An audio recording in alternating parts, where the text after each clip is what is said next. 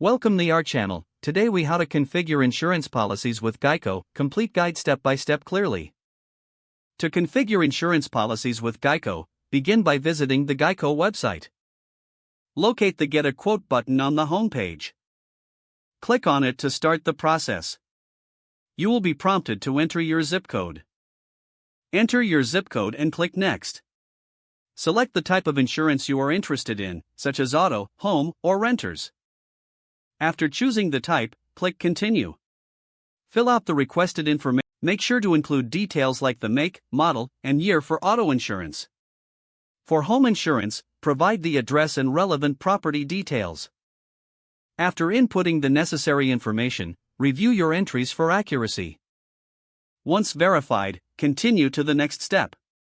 You will be asked to provide information about your personal details, such as name and date of birth. Enter the information accurately and click Continue. At this point, you might also need to provide details about your driving history or claims. Fill out this section carefully, as it can affect your quotes.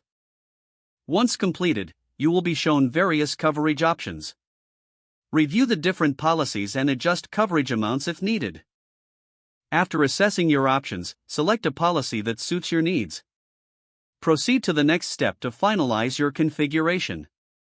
You may need to enter payment information to complete the process. Fill in your payment details and review all information. Once everything looks correct, click Submit to finalize your policy. You will receive a confirmation email detailing your coverage and next steps. If you have any questions, utilize the customer support options available on the website. Congratulations, you have successfully configured your insurance policy with Geico.